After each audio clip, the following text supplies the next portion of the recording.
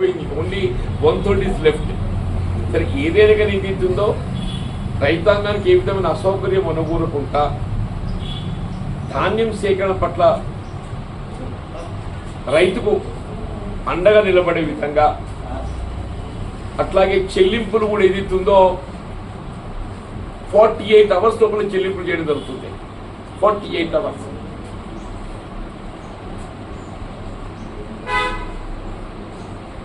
ఇవన్నింటికి తోడు ఇంకా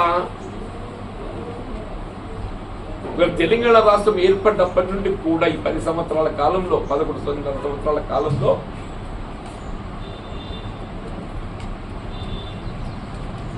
ఇవాళ తెల్ల రేషన్ కార్డు జారీ అనేది అంటే ఎవరు కూడా ఊహించుండరు. రాష్ట్ర ప్రభుత్వం ఏదైతుందో ఇంత పారదర్శకంగా అర్హతకు అనుగుణంగా అందరికీ రేషన్ కార్డు కల్పింప చేయడం జరుగుతుందని చెప్పి ఎవరు కూడా ఊహించుంటారు.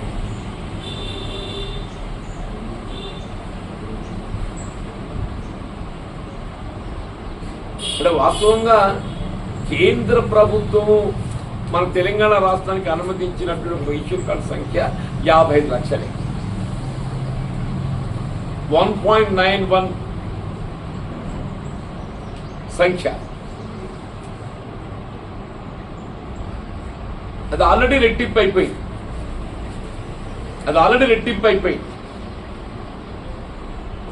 రేషన్ కార్డు అనేది ఏదైతుందో కేవలం నిత్యావసర వస్తువులు సరుకులకే పరిమితం కాకుండా వీళ్ళు తెల్ల బియ్యం పంపిణీ చేస్తున్నాయి గత 2 మాసాలకి వెళ్ళి. వీళ్ళ వైట్ రేషన్ కార్డు యొక్క గుర్తింపు పెరిగిపోయింది. గతంలో నాణ్యమైనటువంటి ఒక బియ్యం చేయలేకపోవడంతో రేషన్ కార్డు కేవలం ఆరోగ్యశ్రీకే పరిమితం అవుతుందని చెప్పి భావించేవాళ్ళు. వీళ్ళు ఉచిత వైద్య సదుపాయం ఆరోగ్యశ్రీతో పాటుగా నిత్యావసర వస్తువులే కానీ ప్రభుత్వం అమలు చేసి తలపెట్టేటువంటి యొక్క స్వయం ఉపాధి పథకాలే కానీ ఇతర సంక్షేమ కార్యక్రమాలే కానీ అన్నింటి కూడా ఇది ఒక కొలతబద్ద కాబోతుంది. దానికి ఎవరు కూడా అసౌకర్యానికి గురి కావద్దని చెప్పని ఇప్పుడు కొద్దిమంది మిత్రులు ఏదైతుందో కొంత ప్రజాపాలనలో మనం చేసిన దరఖాస్తులు ఏదైతుందో ఆన్లైన్లో కన్వర్ట్ చేయలేదని చెప్పి కొంత మనకు ఫిర్యాదు వచ్చింది. ప్రజాపాలనలో చేయబడ్డ దరఖాస్తులు ఏదైతుందో ఆన్లైన్లో అవి నమోదు చేయబడలేదని చెప్పారు. అవి ఆన్లైన్లో నమోదు చేయబడడంతో పాటుగా ఎవరైనా కానీ ప్రజాపాలనలో దరఖాస్తు చేసుకొని రేషన్ కార్డు పొందలేకుండా ఉండినట్టయితే వాళ్ళు ఇప్పుడు అప్లై చేసుకున్నా కానీ మళ్ళీ అగైన్ దే ఆర్ గెట్టింగ్. అంటే అల్టిమేట్గా ప్రభుత్వం యొక్క ఆలోచన ఏంటి అంటే రేషన్ కార్డు అర్హత ఉన్న వారికి అందరికీ కూడా రేషన్ కార్డు అందింపజేయడం కల్పింపజేయడం ప్రభుత్వం లక్ష్యం.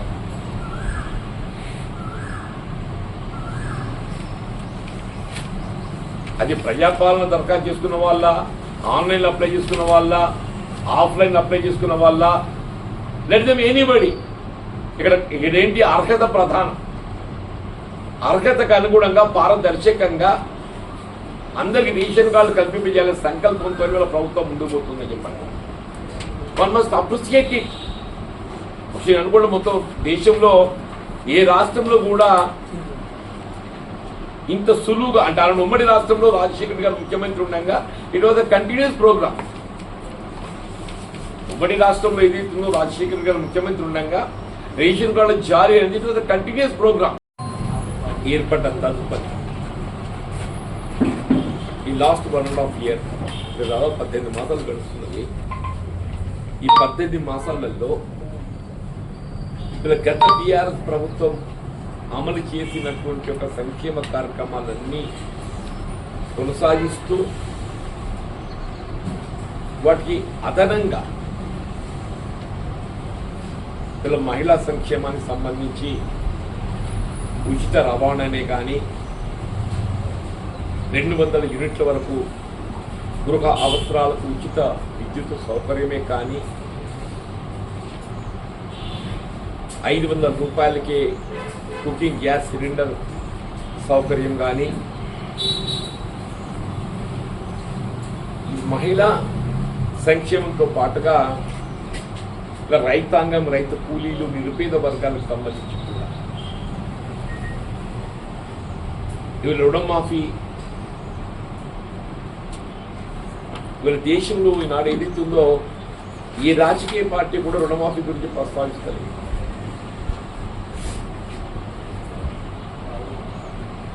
ఇక్కడ కేవలం తెలంగాణ రాష్ట్రంలో కాంగ్రెస్ ప్రభుత్వం మాత్రం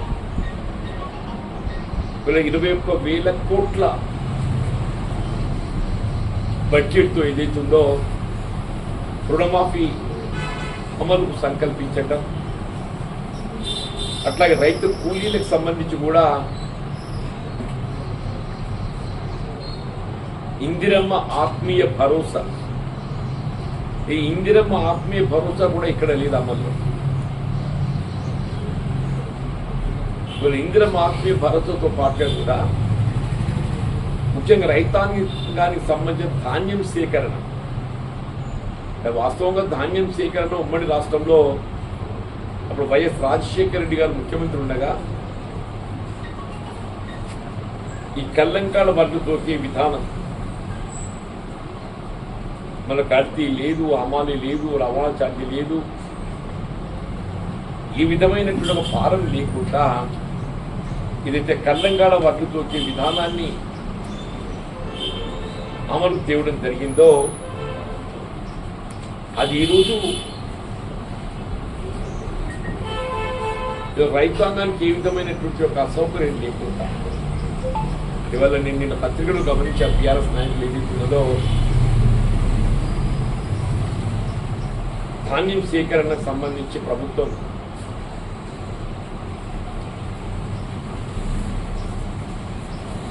రైతాంగం కొంత అసౌకర్యం గురవుతున్నారు. అంటే వాస్తవంగా ఈ సంవత్సరం రాష్ట్ర స్థాయిలో ఇప్పటికే 45 లక్షల మెట్రిక్ టన్నుల వరి ధాన్యాన్ని సేకరించి రాష్ట్ర స్థాయిలో ఈ సంవత్సరం 45 లక్షల మెట్రిక్ టన్నుల ధాన్యాన్ని సేకరించి గత సంవత్సరం ఏదైతుందో ఇప్పుడు ఓన్లీ 30 lakh మెట్రిక్ టన్. గత సంవత్సరం ఇప్పుడు ఓన్లీ 30 lakh మెట్రిక్ టన్. అంటే గత సంవత్సరం కంటే కూడా అలా 15 లక్షల మెట్రిక్ టన్ ధాన్యాన్ని అధికంగా సేకరించింది. ఇప్పటికీ మన జిల్లాకు వస్తే కూడా ఏదైతుందో యాజ్ ఆన్ దిస్ డే నిన్నటి వరకు ఏదైతున్నదో 2,60,000 మెట్రిక్ టన్నుల ధాన్యాన్ని సేకరించింది. ఇది గత సంవత్సరానికంటే కూడా ఎక్కువ. అదేవిధంగా రేషన్ కార్డు అర్హతకు అనుగుణంగా కల్పివేయడం ప్రభుత్వం లక్ష్యంగా పెట్టుకొని జారీ చేయడం పట్టడం జరుగుతుందని చెప్పండి. ఆ రేషన్ కార్డు అర్హతకు అనుగుణంగా కూడా వారు కల్పించాల్సినటువంటి ఒక సంక్షేమ కార్యక్రమాలు అవన్నీ కూడా కల్పించేయడం లక్ష్యంగా పెట్టుకొని ప్రభుత్వం ముందుకు పోతుందని చెప్పండి. ఇంకా ఎవరైనా రేషన్ కార్డు అర్హత కలిగి ఉండి కూడా ఏదైనా సాంకేతిక కారణాలతో పొందలేకుండా ఉండినట్టయితే దగ్గర బ్రింగ్ ఇట్ ఓవర్ నోటీస్. ఏదైనా సాంకేతిక కారణాలతో రేషన్ కార్డు పొంది లేకుండా ఉండినట్టయితే అర్హత ప్రధానం, అర్హతకు అనుగుణంగా రేషన్ కార్డు కల్పించేయాలి. రేషన్ కార్డు పొందిన వారికి ఏదైతుందో మళ్ళీ బై నెక్స్ట్ మంతే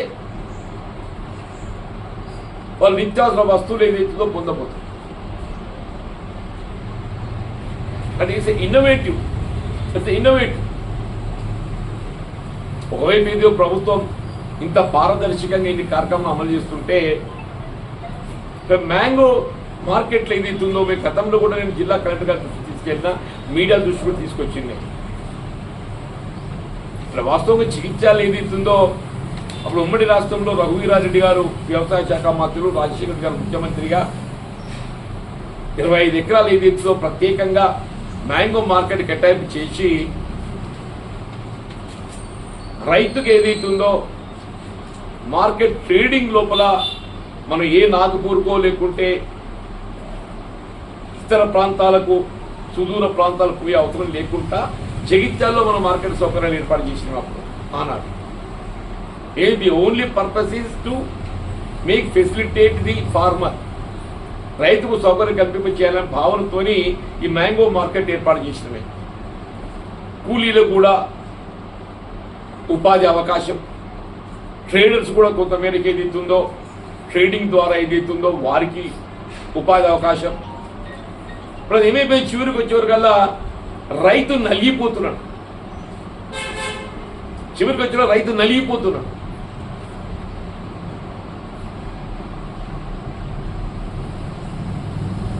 ఇప్పుడు అసలే అడ్వర్స్ సీజనల్ కండిషన్స్, దానికి తోడు ఏదైతున్నదో మరి మ్యాంగో ప్రైసే అది 30-35 పరిమితం అయిపోతుంది. అమ్ముకోవాలంటే ధైర్యం వస్తున్నట్టు చెప్పాలండి, కేవలం 30-35 రూపాయలు పరిమితం అయిపోతుంటారు. తెంపడానికి రవాణాగా 10 రూపాయలు పోతుంది. తెంపడానికి రవాణాగా 10 రూపాయలు పోతుంది. అంటే రైతు మిగిలింది 20-25 రూపాయల మధ్యనే కాడికి వచ్చింది. అది కూడా ఆప్షన్స్ నిర్మింప చేస్తే బిడ్డర్స్ అందరూ పార్టిసిపేట్ అయ్యి ఆ పోటీ తత్వంతో రైతు కొంత ఉపయోగకరంగా ఉంటుందని చెప్పి భావించి ఆప్షన్ నిర్మింప చేయాలని చెప్పి నేను జిల్లా కలెక్టర్ గారికి కాంగ్రెస్ పార్టీ తరఫున విజ్ఞప్తి చేస్తున్నాను. కలెక్టర్ గారు స్వయంగా మార్కెట్ విజిట్ చేసిండ్రు. కలెక్టర్ గారు ఆదేశాలు జారీ చేసిండ్రు. ఆక్షన్ అనేది ఏదైతుందో ఒక కామన్ ప్లేస్ లో నిర్మించాలి. ఆక్షన్ అనేది ఒక కామన్ ప్లేస్ లో నిర్మించాలి. మార్కెటింగ్ శాఖ గుర్తింపు చేసినటువంటి ఒక సముదాయం లోపల దాన్ని ఆక్షన్ చేయాలి. అట్లా కాకుండా ఏదైతుందో ట్రేడరే ఆయన మండి ముందే నేను ఆక్షన్ చేసుకుంటానంటే ఒకటి మండి ముందు ఇంకోటి పోడు కదా, ఒకటి మండి ముందు ఇంకోటి పోడు. నేను ఆల్రెడీ డిఎం మార్కెటింగ్ శాఖతో మాట్లాడా, ఇది ఎక్కడిది కథ సార్, మేము పెట్టినాం, we have identified a common place, వాళ్ళు మాకు సహకరిస్తే నువ్వేం చేస్తున్నా? ట్రేడర్ అదుపు చేసేది ఎవరు? మార్కెట్ మద్దతు ధర కల్పింప చేయడానికి ఇన్ని చర్యలు చేపడుతుంది. వినియోగదారులకు ఏదైతుందో అండగా నిలవాలని ఎప్పుడు లేని విధంగా రేషన్ కార్డు జారీ కానీ నిత్యావసర వస్తువులు వినియోగింపబడాల లక్ష్యంతో fine variety, super fine variety rice ఇస్తున్నది. నేను దయచేసి ఇప్పుడే జిల్లా కలెక్టర్తో మాట్లాడాను, నేను అడిషనల్ కలెక్టర్ రెవెన్యూ గారితో. ఇది ఎక్కడ న్యాయం అమ్మా? దయచేసి ఏదైతుందో ఒక రెవెన్యూ అధికారి పర్యవేక్షణ ఉండాలి. ఇప్పుడు మనకు ఆల్రెడీ సీజన్ అయిపోయింది, ఇక ఆల్రెడీ ఇంకో 15 రోజులు ఉంటుంది సీజన్. ప్రొఫెషనల్ కార్డు వచ్చిందో వర్షాలు వచ్చినాయంటే ఏదైతుందో మొత్తం క్లోజ్ అయిపోతుంది. ఈ 15 దినాలు ఏదైతుందో మార్కెట్ను పర్యవేక్షించి అవగతవగలు అదుపు చేసిన బాధ్యత జిల్లా పాలనా అధికార యంత్రాంగం చేతిలో ఉంటుంది. జిల్లా పాలనా అధికార యంత్రాంగం ఏదైతుందో ప్రత్యక్ష పర్యవేక్షణ.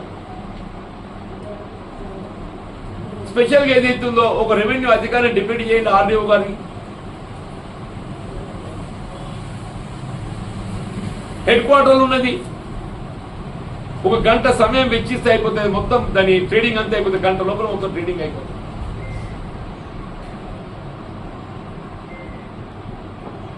మీకు గౌరవ జిల్లా కలెక్టర్ గారిని ఏదైతే ఇప్పటికైనా ఏదైతుందో మీరు స్వయంగా విజిట్ చేసి కొంతమేరకు మీరు న్యాయం చేయాలని ప్రయత్నం చేసి, కానీ ఆశించిన ఫలితం పొందలేకపోతున్నాం. అది ఆశించిన ఫలితం పొందలేకపోతున్నాం పర్యవేక్షణ. కాబట్టి మరొకసారి వల్ల గౌరవ జిల్లా కలెక్టర్ గారి విజ్ఞప్తి, మీరు మ్యాంగో మార్కెట్ ఆప్షన్ నిర్వహణ అనేది కామన్ ప్లేస్ లో మార్కెటింగ్ శాఖ గుర్తించినటువంటి ఒక సముదాయంలో మీరు దాన్ని ఆప్షన్ నిర్వహించాలి. ప్రైవేట్ ట్రేడర్ ఇష్టానుసారం ఏదైతుందో అన్న మండి ముందు నేను ఆప్షన్ పెట్టుకుంటాం అనేది కాదు. ప్రైవేట్ మండి ముందు ఆప్షన్ పెట్టుకుంటే ఇప్పుడు ఏమంటారంటే నా మండి ముందు ఆశ పెట్టుకుంటా అంటాడు. ఎవరి మండి ముందు ఇంకోటి ఎందుకు వస్తాడు? కామన్ ప్లేస్ లో ఆక్షన్ నిర్వహణ మార్కెటింగ్ శాఖ అధికారుల పర్యవేక్షణ జరగాలి. ఒకటి number 1. Number 2, commission marketing fee ఏదైతుందో 4% మించకూడదు. సూట్ ఏదైతుందో 5% మించకూడదు. తక్కుపట్టి ఏదైతుందో వెంటనే జారీ చేయబడాలి. తక్కుపట్టి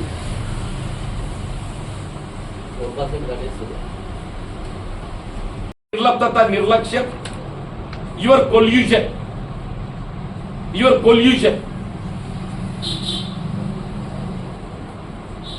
నేను చివరికి ఏదైతుందో ట్రేడర్స్ మధ్య ఏదైతుందో విభేదాలతో వాళ్ళే నిరసన కార్యం చేసే పరిస్థితి ఏర్పడ్డది.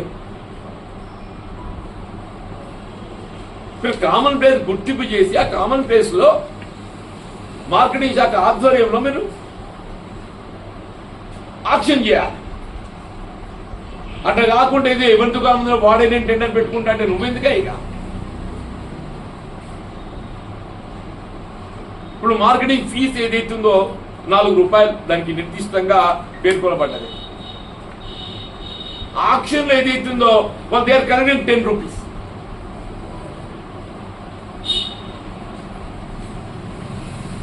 మార్కెటింగ్ శాఖ అధికారులు ఇది ఎక్కడ చేయాలంటే మరి మా ముందుకు ఎవరు వస్తలేరు సార్ అని అంటారు. ఇంత పారదర్శిగా కొనసాగుతుంది, దయచేసి గమనించండి అని చెప్పండి. బేసికల్ సూట్ అనేది ఏదైతుందో మ్యాంగో నాణ్యత లోపిస్తుంది, ఆ దానికి బదులుగా ఏదైతుందో సూట్ తీస్తాం. సూట్ అనేది ఏదైతుందో నాణ్యత లోపిస్తే ఆ నాణ్యత ప్రమాణాల భర్తీకి ఏదైతుందో సూట్. ఈ సూట్ అనేది కామన్ ఇక్కడ ఉండదు. ఇక్కడ ఎందుకు ఉంటుంది అని అంటే ఆ నాణ్యత ప్రమాణాలను భర్తీ చేయడానికి దానికి 5% నిర్దేశించింది. 5% సూట్ తీసి మళ్ళీ గ్రేడింగ్ చేస్తాను. మళ్ళీ గ్రేడింగ్ ఏం చేయాలంటే నేను 10% సూట్ తీస్తాను.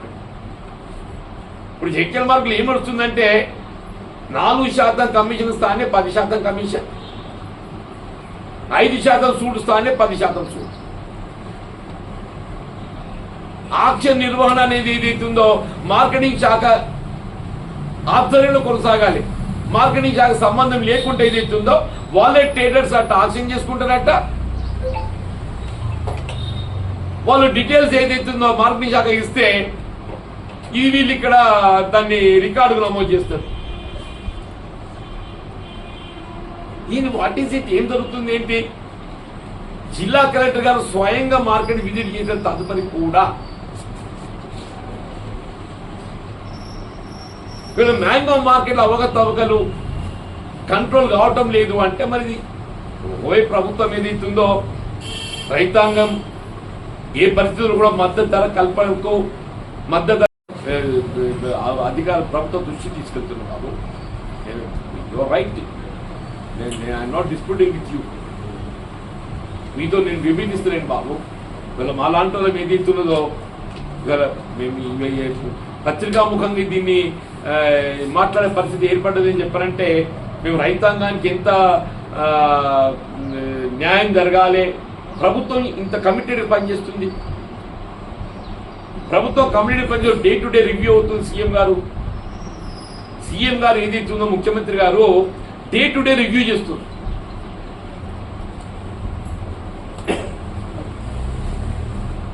మార్కెటింగ్ శాఖ రివ్యూ చేస్తుండ్రు, సివిల్ సప్లై శాఖ రివ్యూ చేస్తున్నారు.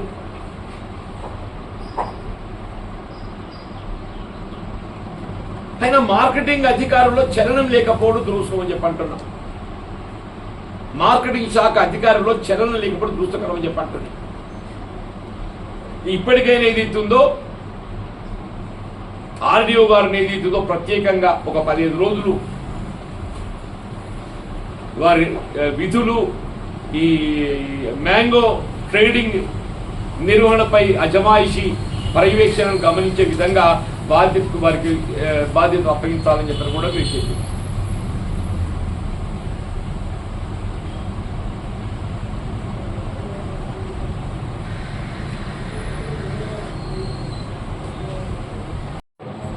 ఏదంటారే యాక్షన్ అయినాక మ్యాంగో అంటున్నారు వాళ్ళు ఎప్పుడు ఏదో యూఆర్ రైట్ జరుగుతుంది అంటున్నారు. నేను అంటున్నా కదా బాబు, మీరనేది నేను గెలిస్తే మ్యాంగో చెల్లి తక్కుబట్టి జారీ లోపల జాప్యం అవుతున్నది. తక్కుబట్టి జారీ అయిన తర్వాతనే చెల్లింపై సమస్య తెరవేడిపోతుంది. కమిషన్ ఏదైతుందో 4% పరిమితం కావాలి, 10% పోతుంది కమిషన్. సూట్ 5% పోవాలి, 10% పోతుంది. ఆక్షన్ ఏదైతుందో కామన్ ప్లేస్ జరగాలి, జరగడం లేదు.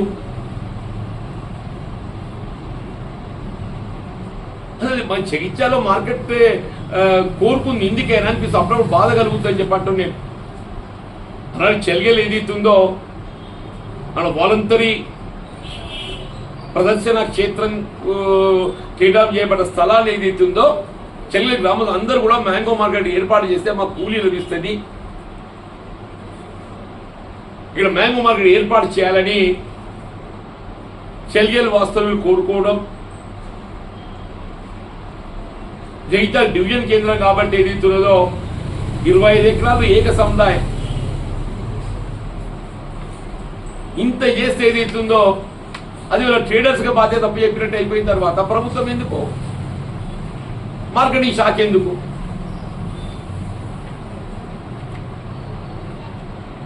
హెడ్ క్వార్టర్లో ఉంటుంది మార్కెట్.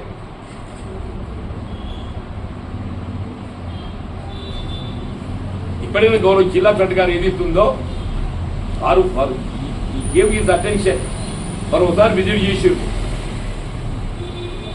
దీనికి అందరికీ బాధ్యులు ఆ జిల్లా మార్కెటింగ్ శాఖ అధికారి, ఇక్కడ సంబంధం మార్కెట్ సెక్రటరీ. జిల్లా మార్కెటింగ్ శాఖ అధికారి, ఆ మార్కెటింగ్ శాఖ సెక్రటరీ. ఆర్డీఓ గారికి ఏదైతుందో పర్యవేక్షణ బాధ్యత అప్పగించారు, ఆర్డీఓ స్థాయి అధికారికి. Thank you.